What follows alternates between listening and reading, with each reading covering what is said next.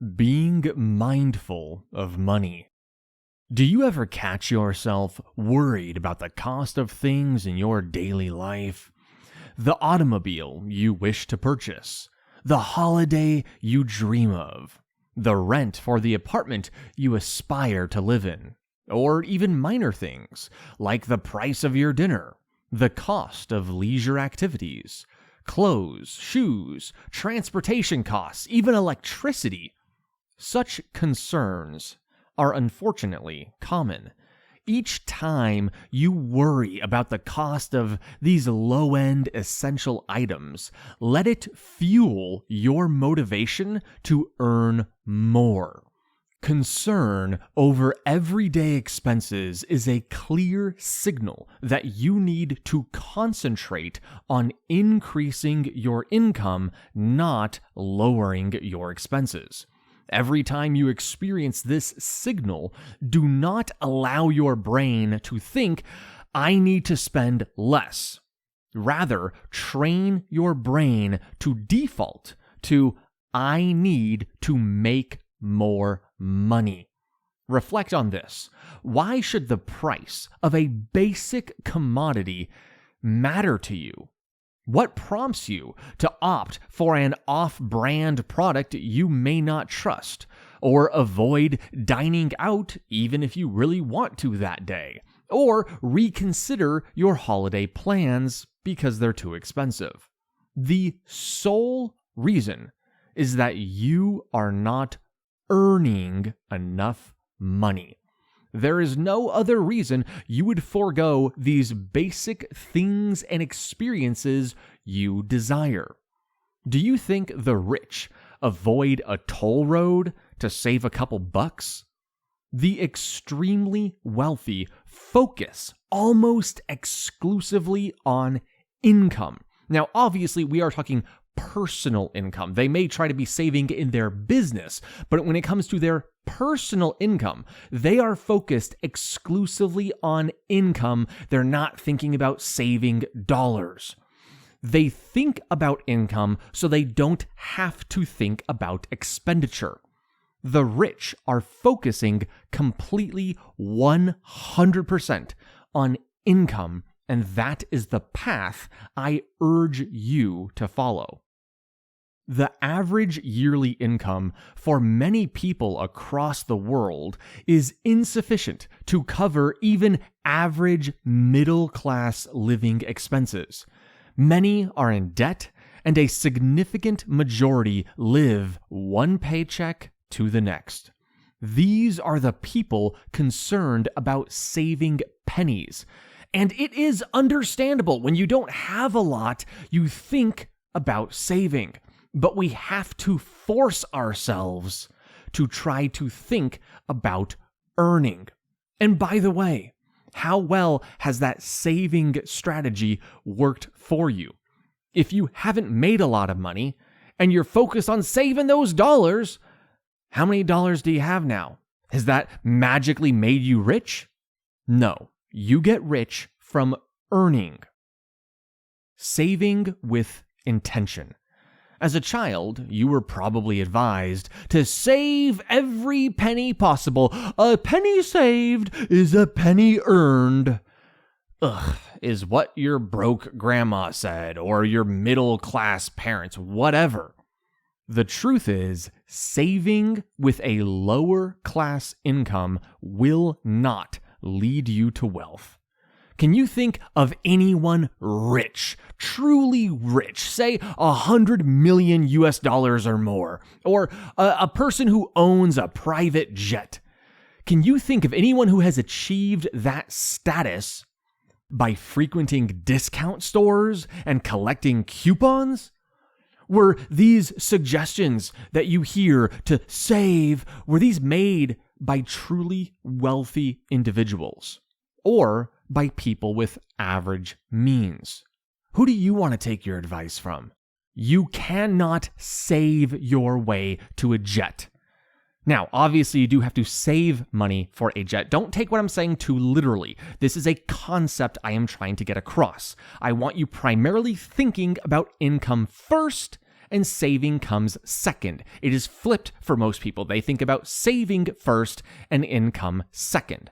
And by the way, I am also by no means suggesting that everyone needs a jet. I don't have a jet. I am merely trying to illustrate the concept that you can't clip coupons to wealth. Delaying your random purchases by 2 months, I'm just going to wait for the holiday sale. No, that's never going to make you rich. You have to earn. Earning is the only way to large-scale wealth. The wealthy also do not let their money sit idle in banks. Okay? They don't put their money under a pillow just hoping it's going to stay safe. Your government will inflate your currency into oblivion. Your government will ruin you if you do not get out of cash. Even if you are a relatively strong earner in your youth, say you worked real hard, you did real well in your 20s and your 30s, and then you just allow that money to sit idle for decades, you are at risk to end up with nearly zero, not nearly enough to actually retire comfortably on. Thousands of currencies have completely failed, gone to zero, zilch, nada, nine. They no longer exist. Even the strongest currency in the modern world, the United States dollar, which is the most dominant reserve currency in the world, has still lost 97% of its purchasing power since 1913. While there may be short-term exceptions, in the long run, there is a reason why the most successful hedge fund investor of all time, multi-billionaire Ray Dalio says, cash is trash.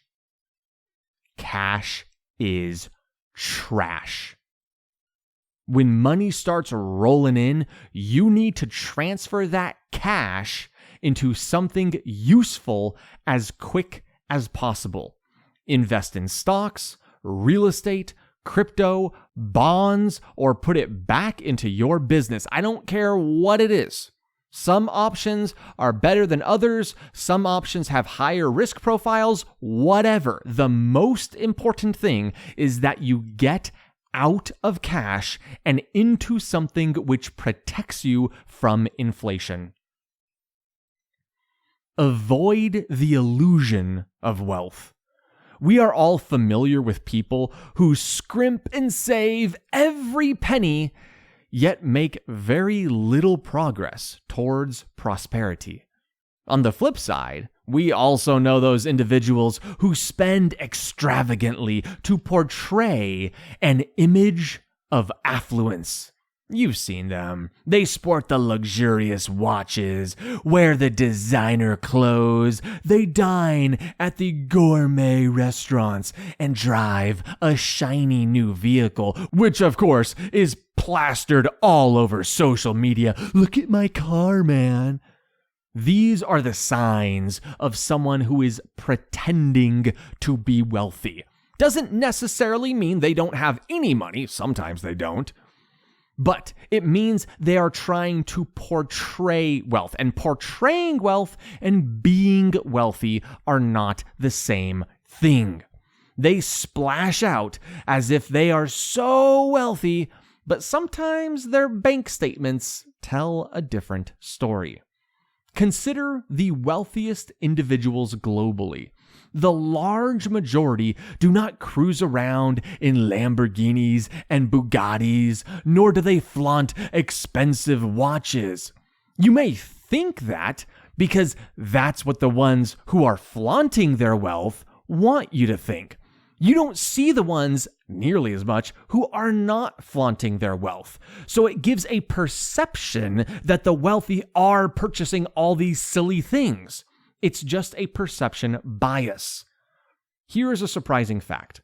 Can you guess the most common vehicle owned by billionaires in America?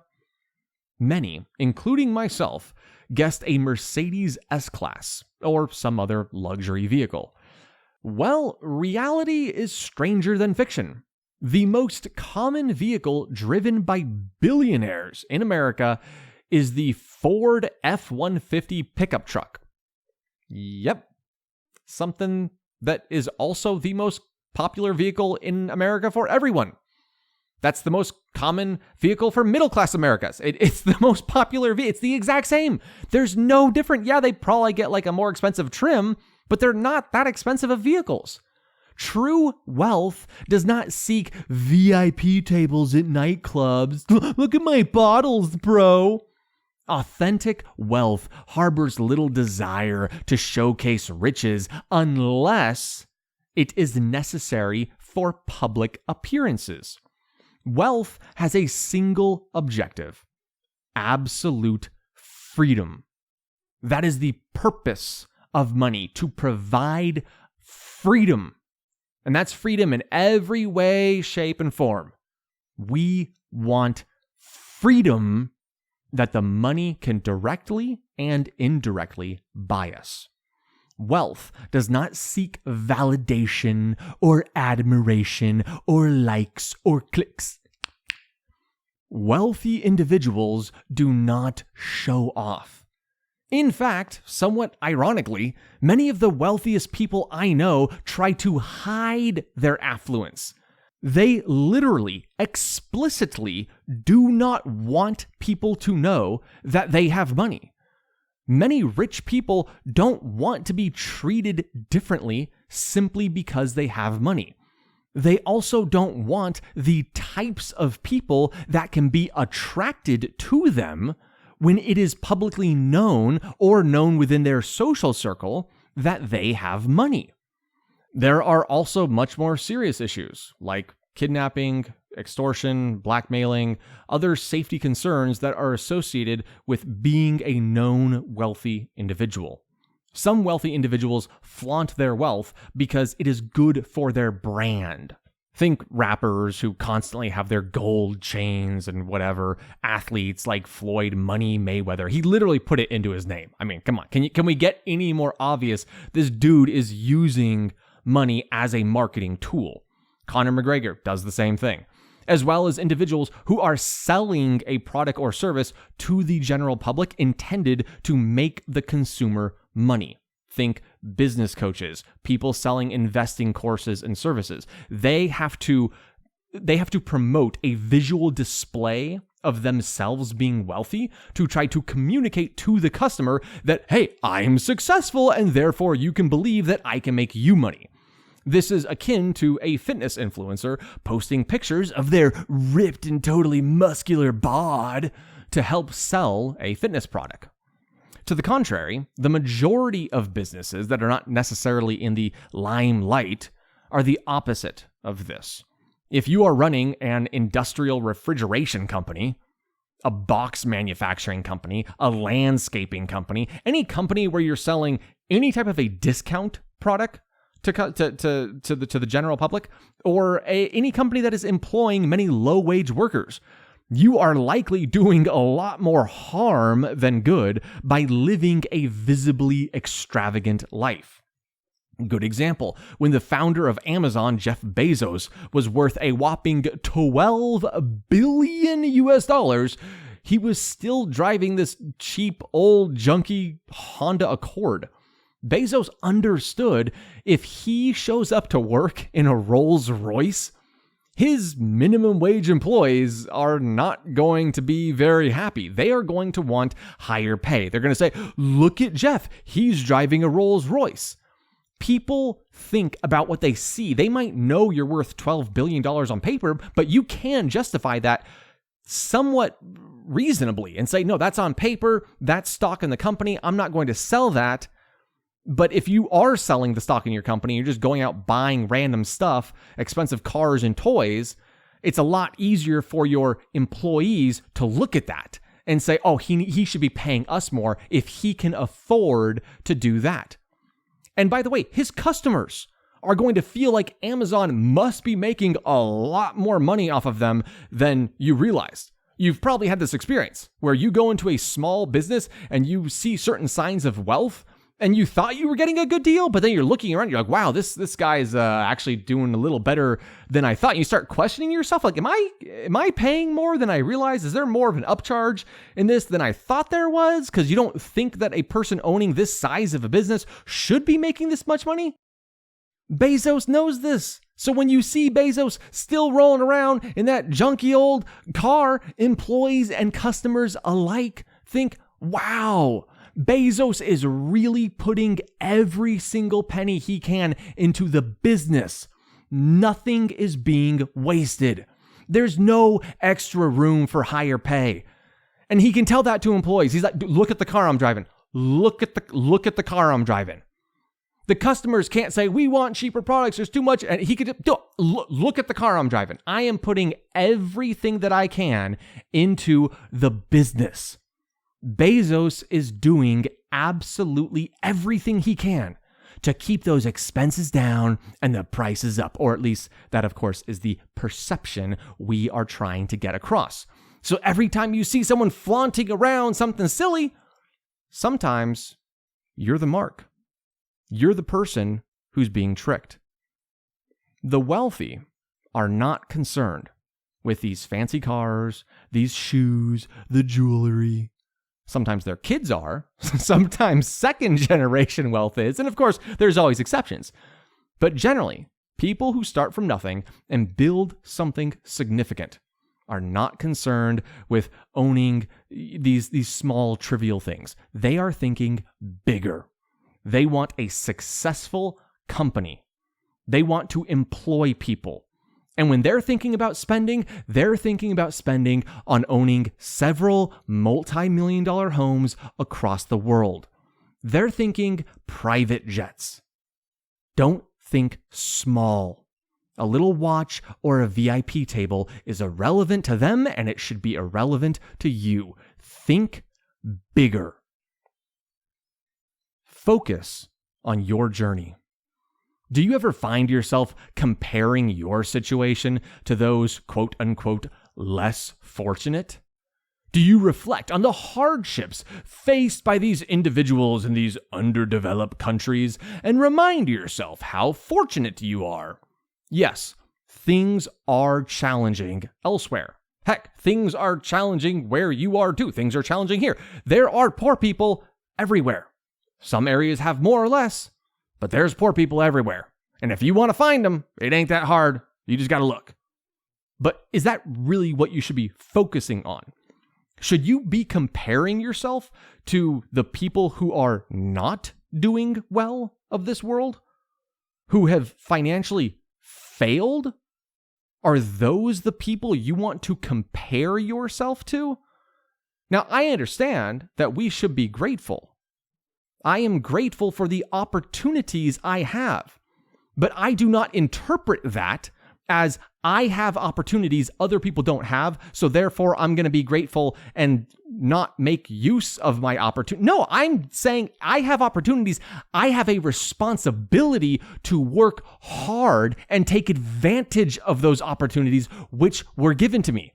If you are in a situation where somebody's trying to constantly compare you to a bunch of poor, unsuccessful people, you don't think, okay, I'm going to stop trying so hard to be successful, or I have a little bit more than people who have nothing, and therefore that's okay. I'm just going to give up on the rest of my life. You say, no, I do have more, and because I have more, and because I have been gifted with certain foundational things, necessities, I am going to then put that extra energy and opportunity into producing things for this world, which down the line will help society. And by the way, just because others are worse off, that does not imply that your life is ideal or that you have come anywhere close to having realized your full potential. Focus on successful people. Instead of comparing yourself to those with fewer resources, I say look towards the skies. Look towards the successful and the wealthy. While you may have more than a homeless, starving person, How do you compare to a billionaire? Do you possess the financial means to fulfill your dreams and desires? Do you possess the financial means to help your friends, your family, loved ones, your community? Hey, when people want to remind you of how much you have and how little some other people have, you say, yes, that is why I need to work hard, because I have a duty to help others. I am going to make the most of my life. I am going to be a positive impact on society. Your self-worth will align with where you direct your focus. When you're driving a car, do you focus on where you want to go or where you don't want to go? You must focus on your desired destination. Ask yourself, does comparing your life to those less fortunate help you achieve your goals? Does it contribute to paying your bills? Does that help you feed your family? Does that help you grow your business? Does it help those who are less fortunate? There will always be someone worse off and better than you. The critical question is, who are you going to compare yourself to? Now, there's some people who say, don't compare yourself. Nah, I'm not one of those people. Okay, you can listen to some people who are going to say, don't compare yourself to others. Nah, bro. I like comparing myself to others. I want to put myself in the realm of the greats. And I know I'm not there yet, but I'm trying. I'm saying that's how I think about myself. That's where I'm going. That's where I'm aiming. Will I ever get there? I don't know. But I'll tell you what, if I don't think of myself that way, if I don't place my focus there, well, then I know I'm never going to get there. If you care about your success, you must focus on it. And if you care about helping others, you must make yourself a success. That's the first step. Poor people don't have any money to give. A homeless person does not have much capability or capacity to help others. I'm not saying they can do nothing. I am saying their capacity is limited. The most individuals can do who do not have excess capital is give a portion of their time. And typically individuals with no excess money tend to not have any specialized skills, so the most they can give with their time is very basic manual labor. Instead, I say, become wealthy. If you want to help others, get rich. Make money, and you can then allocate a portion of your capital to helping others. Why stay poor and spend your hours doing some basic manual labor when you could become rich and hire a dozen people to spend their time doing the same thing you would do, but now 12 times over or 20 times over? Or hey, better yet, you could build a manufacturing facility that could provide free or low-cost products to help thousands and thousands of people. Just like helping yourself, when it comes to helping others, I want you to think big. I don't want you to think, oh, I'm going to give $2 to this one person and feel good about myself. Think big. The importance of evidence. Have you ever had people approach you with an exciting business opportunity? Guaranteed investment opportunity? If not, rest assured, once you start making a little bit of money, they're going to start rolling in. A common pitfall that individuals often stumble into when they first acquire a little bit of money is placing their trust in others far too quickly and easily. They begin to invest in people and enterprises without demanding evidence to substantiate the promises made to them.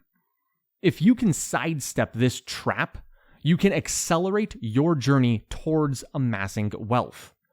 The rule of thumb is this: never invest without proof. If the data does not support the assertions made, disregard the proposal. There are obvious exceptions. You may choose to give some money to, family members, close friends, but typically you're doing that with the understanding that it's more like a donation. You don't actually expect a return, although on paper it may say you get a return, but realistically you're like, I know this isn't going to work out, right? So there are little exceptions. These situations, if they ever occur, typically represent and should represent a quite small portion of your wealth, to where, again, it's more like a donation. But for your standard investments where the vast majority of your money is going, you need to require data. Remember, a gullible person and their money are soon parted. Do not be that person. Require proof. One of the best ways to accomplish this is to only invest if you can convince someone else with money to invest the same amount of money or more that you want to invest. If you cannot find one single person in the entire world who is also willing to invest, it's probably a bad investment. Emotions should not be the driving force behind the majority of your investment decisions. Again, there are always exceptions.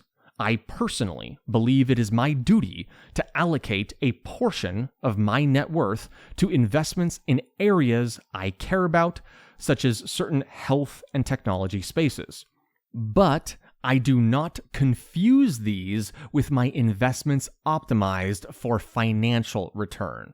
These are investments I do want a return on, but I am also making it in part because I care about the space.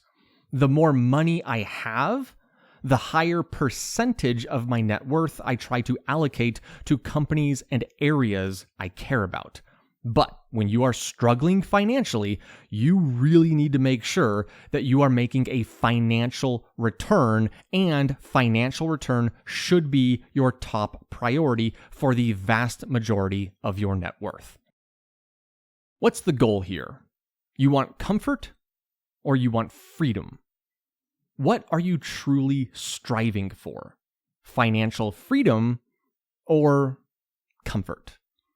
You might claim to be pursuing freedom. Most people claim they are. Oh yeah, I want financial freedom. But do your actions confirm these words?